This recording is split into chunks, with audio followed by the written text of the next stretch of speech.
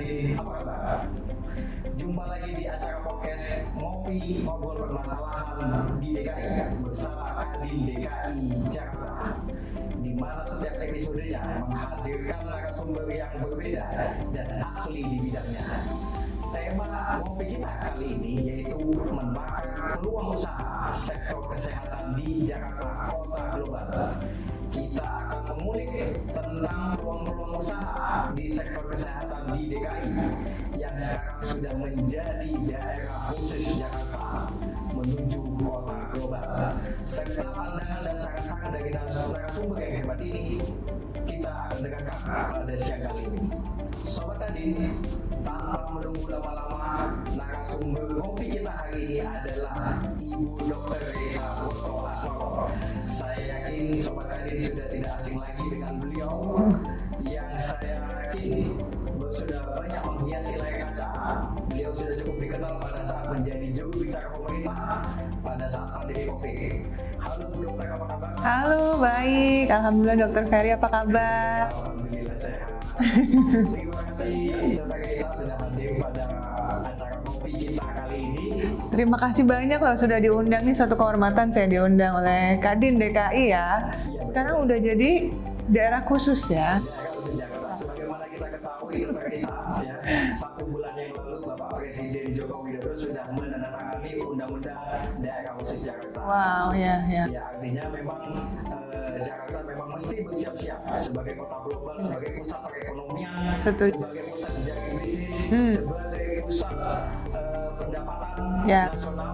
Ya, saya kira ini menjadi PR kita. Benar. Kira-kira kesibukannya apa hari ini, Dok? Kebetulan hari ini disiapkan spesial jadwalnya untuk datang ke sini. Luar biasa. Sebuah kehormatan ketika di DKI Jakarta sudah mendapatkan dari Dokter Reza. Terima kasih. Baik.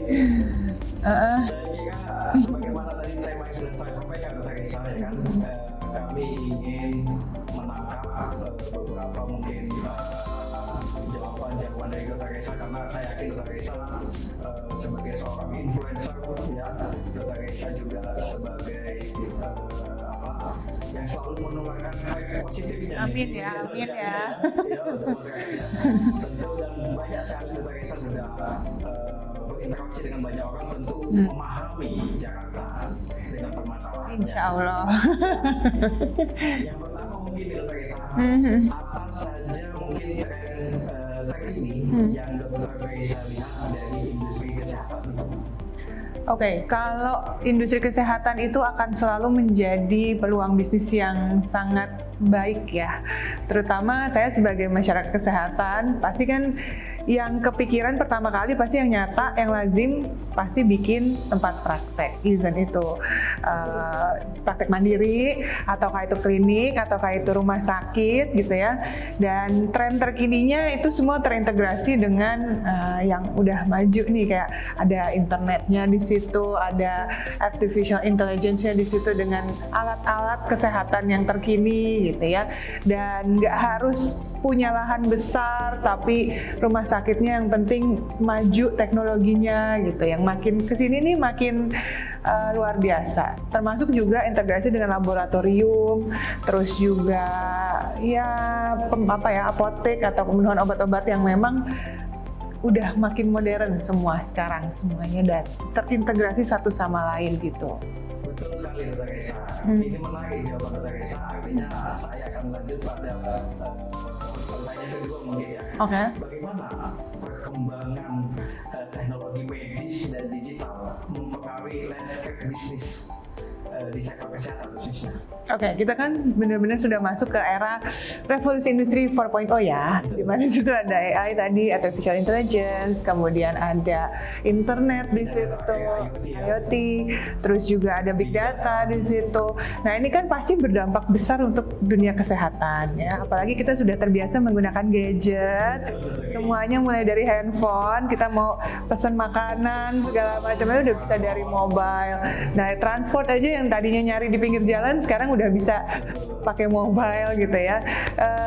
Dan ini berpengaruh besar juga ke dunia kesehatan. Akhirnya yang tadinya mungkin orang harus datang ke rumah sakit ngantri berjam-jam untuk dapat nomor antrian, baru nanti ketemu sama dokternya, baru nanti ngantri lagi untuk ke laboratorium, nggak tahu jam berapa hasilnya, nanti diambil lagi ke rumah sakit, terus nanti dari situ dapat resep lagi, dibawa lagi sendiri ke apotek, nunggu lagi di situ baru dapat obat gitu ya.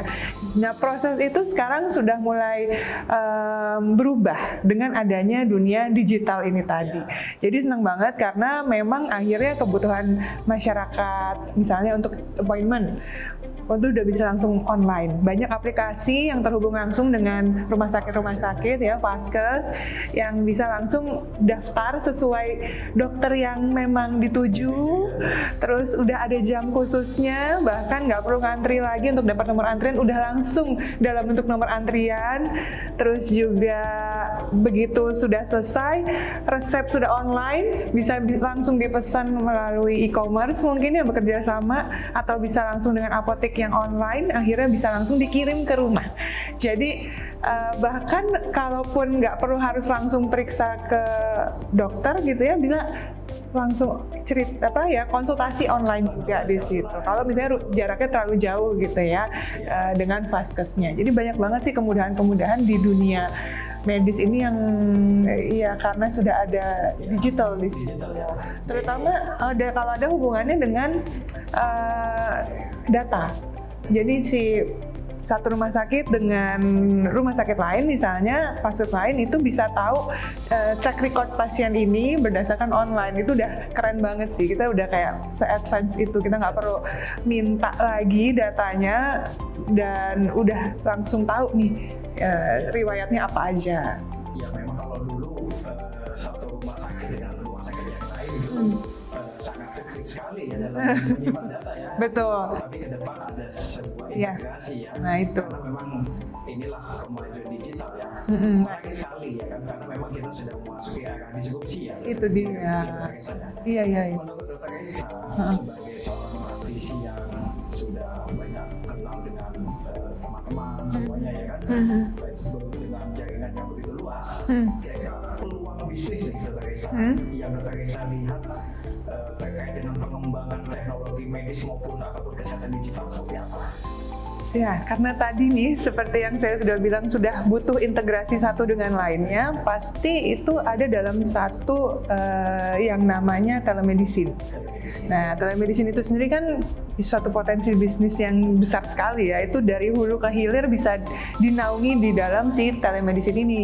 Karena pertama bisa daftar tadi ya ke dokternya dari situ, kemudian bisa konsultasi langsung di situ juga, dapat solusi, misalnya harus periksa apa, ada rujukannya, misalnya harus langsung dapat obat, ada langsung resepnya, langsung bisa dikirim juga di situ gitu ya. Dan bahkan itu tadi telemedicine bisa menaungi hubungan antara satu Vaskes dengan Vaskes lainnya. Misalnya periksa laboratorium di tempat yang tadi dirujuk, hasilnya sudah langsung masuk ke situ. Jadi benar-benar akses kesehatan yang didapatkan masyarakat itu bisa dipermudah sekali dengan adanya telemedicine. Jadi ini benar-benar satu peluang bisnis yang luar biasa. Dari mulai track recordnya bisa dibuat di situ, sampai kerjasama dengan Vaskes, sampai dengan pabrik obat dan apotek lain sebagainya. Iya betul sekali.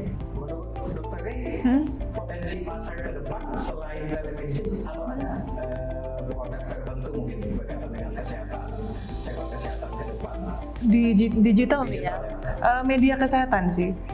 Media kesehatan tuh sebenarnya promising sekali ya. Jadi banyak banget yang menyajikan zaman sekarang nih, membutuhkan sajian-sajian konten yang menarik, yang mudah dimengerti sama masyarakat, yang bisa menambah wawasan mereka. Jadi benar-benar ini jadi lahan yang baru yang mungkin masih dipikir kayak, nah dari mana ya nanti keuntungannya gitu, tapi ternyata itu akan jadi sesuatu yang besar nanti seiring berkembangnya zaman, masyarakat makin pengen tahu nih informasi-informasi terkini. Jadi ya sebenarnya media kesehatan tuh promising sekali. Iya betul sekali.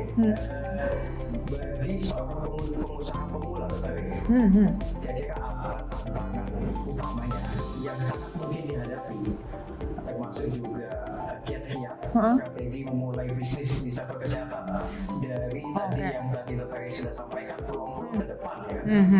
Oke, kalau tantangan sebenarnya hampir semua bisnis sama ya. Pertama, kayaknya harus tahu dulu peraturannya apa aja. Nah, di bidang kesehatan ini yang harus diwaspadai adalah ya peraturannya itu bermacam-macam sekali. Ada peraturan pemerintah setempat, ada pemerintah pusat gitu ya, di mana itu kan sering sekali terjadi perubahan. Jadi harus selalu update. Tantangannya itu harus update terkait peraturan maupun perizinan yang detail sekali.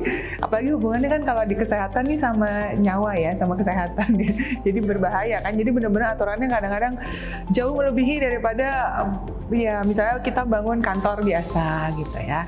Nah, terus juga harus tahu strategi pasarnya, itu harus dikuasai. Karena bagaimanapun juga kita harus tahu ini sudah ada belum sih nih marketnya di daerah situ tuh apa sih yang lagi booming gitu ya. Apa sih sebenarnya yang diperlukan sama masyarakat daerah itu. Jadi nggak salah sasaran gitu ya. Terus juga harus ada perencanaan yang matang, makanya dengan planning dan kematangan yang terstruktur ini pasti kita jadi bisa mengalkulasi kan nanti apa sih resikonya atau hambatan apa yang kemudian hari bisa muncul. Nah, terus juga harus menjalin kemitraan. Ini yang seringkali jadi tantangan utama karena banyaknya maunya sendiri-sendiri. Padahal kalau tadi kita dari awal udah bahas ya Dokter Ferry ya. Nah itu dia, dari awal aja pasien nih mau datang ke dokter aja itu kan sudah banyak yang harus dilalui ya. Jadi harus ada kolaborasi sampai datang obat nih ke rumah gitu ya. Jadi benar-benar harus ada hubungan dan kerjasama antara satu pihak dengan pihak lain. Nggak bisa nih berdiri sendiri. Jadi sekarang kita sudah mulai harus open minded di era digital ini harus ada kolaborasi secara digital juga gitu. Dan ingat bahwa dunia kesehatan ini cepat sekali berkembang. Jadi harus ikutin pengalaman-pengalaman, kemudian pengetahuan yang memang bisa memberikan dampak positif dan kedepannya seperti apa gitu. Itu benar-benar harus terus-terusan. Bahkan para tenaga medis juga kan harus sering ikut seminar gitu ya, belajar, update ilmu terus ya. Apalagi kalau kaitannya sama alkes tuh, wah itu cepat banget perkembangannya. Jadi harus benar-benar paham bahwa bisnis ini sebenarnya bisnis yang memang harus diwaspadai juga. Kalau misalnya kita mau menanamkan satu bisnis besar di situ terhadap alkes misalnya, hati-hati juga, jangan-jangan dengan berkembangnya ilmu pesat banget bulan depan alat ini udah ketinggalan zaman nih gitu kan. Jadi harus ekstra hati-hati dalam mengkalkulasi perencanaan dalam membangun bisnis di dunia kesehatan. Kalau kuncinya tadi yang saya tangkap adalah adaptif terhadap sebuah inovasi ya. Keren, adaptif terhadap sebuah inovasi. Keren. Bagaimana Dokter Ray selaku praktisi kesehatan menyeimbangkan inovasi-inovasi yang berkembang ini ya kan terhadap peraturan dalam pengembangan bisnis sektor kesehatan. Kita tahu Dokter Ray ya kan belum lama ini kan mungkin setahun yang lalu kita sudah punya undang-undang kesehatan ya. Iya betul. Nah, itu aja kan kita tenaga medis ya agak cukup kaget ya dengan perubahan-perubahan yang terjadi. Tapi ada salah satu undang-undang yang disahkan gitu ya, Undang-Undang Kesehatan di Agustus 2023 itu terkait telemedicine. Iya, di mana itu berhubungannya dengan vaskes dan juga untuk pihak ketiga. Jadi benar-benar untuk masyarakat banget nih si undang-undang ini nih. Nah itu memudahkan sekali untuk para pebisnis yang ingin mengembangkan telemedicine di Indonesia. Dan menurut saya itu penting sekali ya karena ini sangat dibutuhkan di era seperti ini, sangat dipakai dan diminati nih sama masyarakat Indonesia. Ya, artinya pemerintah dengan melalui undang-undang mengakomodir telemedicine ini. Ya. Betul. Agar bisa dimanfaatkan secara luas. Betul. Ya? Tidak hanya sesama vaskes, tapi masyarakat juga. Nah itu justru tujuan utamanya itu kan ya. Iya, untuk kepentingan masyarakat. Jadi ya bagi pemilik vaskes mungkin nggak bisa lagi nih berpikir hanya untuk dirinya, tapi yang paling penting adalah kesejahteraan masyarakat. Ya. Yang berikutnya Dokter Ray. Apakah Dokter Ray melihat adanya sebuah peluang bisnis ya kan di sektor kesehatan yang berkaitan dengan kebutuhan masyarakat di masa depan? khususnya seperti pada perawatan lanjut usia Oke. ataupun pada kesehatan mental. Oh Bagaimana iya. terkait melihatnya? Iya pasti ya, pasti penting sekali, itu peluang bisnis yang luar biasa besarnya. Apalagi kita tahu kalau lansia itu kan butuh memang perawatan yang benar-benar terus-menerus gitu, berkelanjutan. Dari mulai dia pengasuhannya sampai nanti dia misalnya sudah butuh tempat tinggalnya dan lain sebagainya. Jadi benar-benar suatu peluang bisnis yang luar biasa sih. Apalagi harus ada asistensi kan, nah nggak bisa dilepas gitu ya. Jadi kalau misalnya udah ada teknologi kesehatan, saya rasa sih benar-benar yang peluang yang besar sekali gitu, terbuka sekali kan. Kalau misalnya kita membiarkan lansia sendiri kan nggak bisa, dia butuh guidance. Tapi kalau udah ada teknologi ini dimanfaatkan, misalnya dia bisa secara online, dibantu dengan orang-orang yang ada di rumah perawatan itu, yang menjaganya, caretaker ya, caregiver ya. Itu juga kebantu banget, sama kan supaya mereka terhindar dari risiko paparan kalau mereka harus ke vaskes terus-menerus gitu. Tapi kalau penyakit-penyakit degeneratif itu kan benar-benar yang rutin harus cek balik-balik gitu ya. Obatnya juga harus diupdate terus-menerus dan nggak bisa diabaikan gitu. Jadi benar-benar harus dimanfaatkan. Itu akan memudahkan sekali supaya nggak terpapar penyakit-penyakit lah yang ada di rumah sakit gitu kan ya. Terus juga harus ada update berkala juga. Jadi ini pemantauan kesehatan yang dilakukan secara berkala melalui aplikasi. Aplikasi ya. Berkaitan kesehatan mental? Nah, kalau kesehatan mental kayaknya banyak sekarang yang udah mulai aware pentingnya menjaga kesehatan mental. Jadi ya kalau bisa sih akan bakal ada sih. Jadi karena banyak sekarang yang membutuhkan sebenarnya tempat konsultasi yang aman. Karena banyak yang sudah mulai aware, jadi bingung kalau misalnya harus pergi ke rumah sakit atau ke tempat misalnya sanatorium gitu ya. Kan nanti banyak pandangan masyarakat yang masih negatif nih terkait itu gitu. Sedangkan kalau bisa dilakukan secara online misalnya, digital itu tadi, kan nggak ada yang tahu ya. Misalnya bisa konsultasi dengan dokter psikiater ya, kesehatan jiwanya. Nah itu nanti akan dapat masukan-masukan juga. Misalnya harus melakukan tes-tes apa, bisa dilakukan secara online, dan bisa dapat pengobatannya juga nanti bisa secara online. Jadi diskret gitu loh. Jadi semua nggak openly bisa diomongin gitu sama tetangga gitu kan. Betul, kerahasiaannya terjaga dan ditangani oleh profesional. Karena takutnya kalau misalnya nggak ditangani profesional, takutnya opini-opini kan yang datang ke dia. Sarannya tuh nggak tepat gitu. Ya, lalu yang berikutnya dokter yang ingin kami diskusikan ya kan. Dokter, bagaimana peran sebuah riset ya kan dalam pengembangan dan menciptakan peluang bisnis baru? Itu paling penting sih sebenarnya. Riset ya? Iya, riset itu paling penting dan paling sulit cari orangnya. Mungkin seseorang itu bisa membangun bisnis nih, membangun suatu peluang usaha. Tapi yang lebih sulit itu kan sebenarnya untuk maintain dan juga mengembangkan. Betul sekali. Kalau mau membangun usaha mungkin investor tuh banyak kita bisa temukan gitu, tapi ternyata lebih sulit untuk mencari orang yang bisa mengembangkan. Oke, kalau sudah berdiri lalu apa gitu kan. Jadi rasanya pengembangan ide dan melakukan riset itu harus jadi hal yang paling utama kalau mau membangun suatu bisnis. Dan sekarang banyak sih kayak perusahaan-perusahaan, terutama perusahaan obat ya yang saya lihat itu selalu melakukan riset. Jadi karyawannya, tenaga medisnya itu banyak yang akhirnya istilahnya diberikan beasiswa untuk melakukan riset yang bisa dia manfaatkan untuk perusahaannya. Menurut saya itu ide yang sangat brilian karena dua-duanya happy kan. Mereka bisa melakukan risetnya gitu dengan pengetahuan mereka makin luas, tapi perusahaan juga mendapatkan benefit dari situ.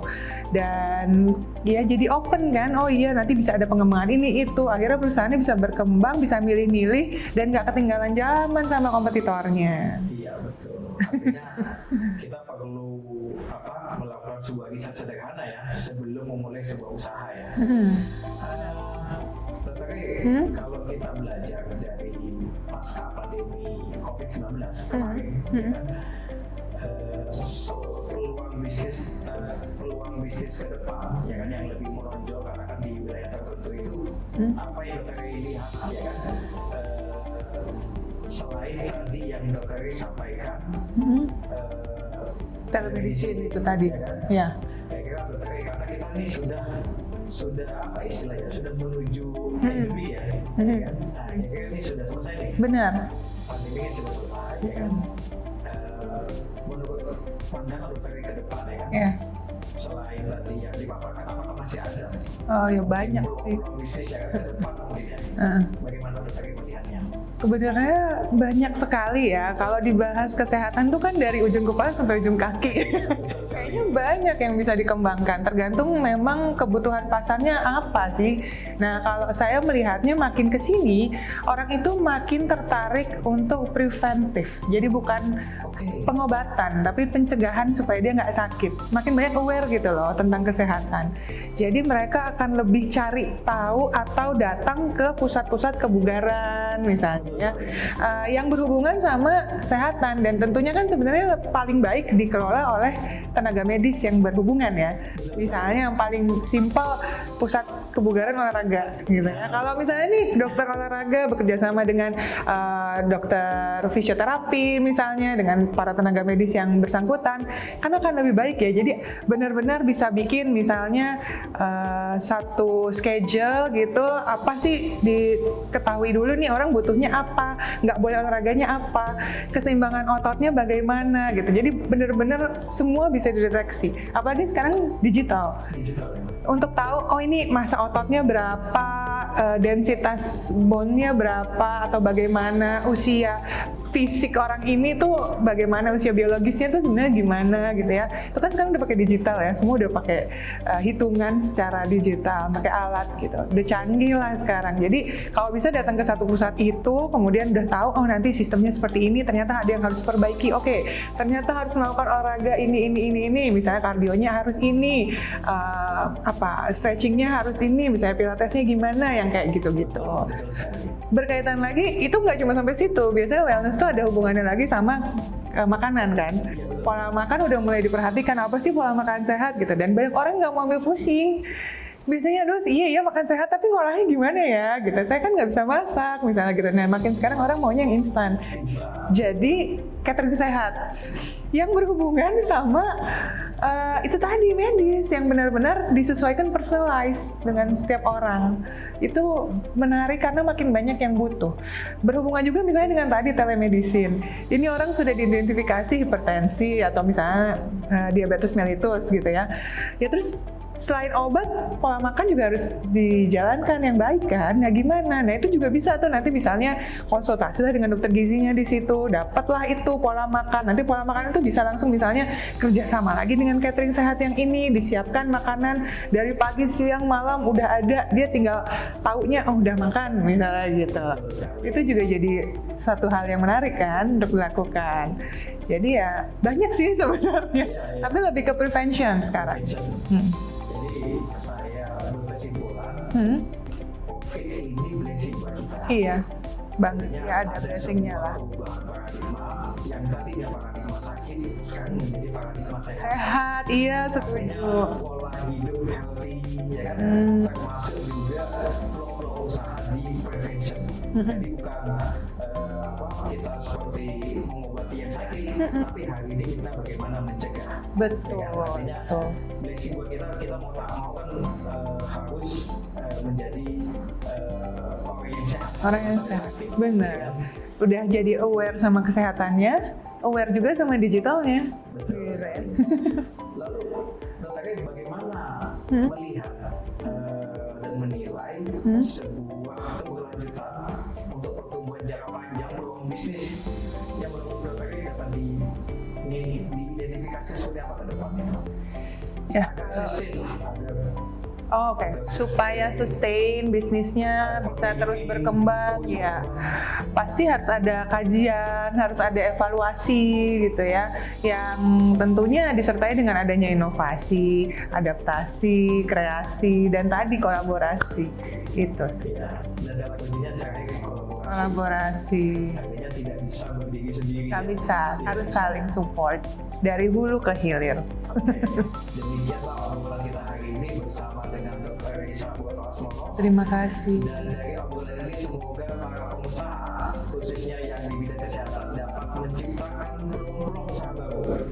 Tadi sudah cukup banyak diulas oleh Dr. Rey, tinggal nanti pengusaha mau ambil di bagian mananya. Terima kasih sekali lagi kepada Dr. Reisa hadir di Kadin DKI Jakarta. Sukses selalu dan khusus Sobat Kadin, jangan lupa follow Instagram kita di @kadindki Jakarta dan @kadin.indonesia.official serta subscribe YouTube channel Kadin DKI Jakarta. Ayo berkadin, sampai jumpa di series podcast Ngopi selanjutnya dan terima kasih.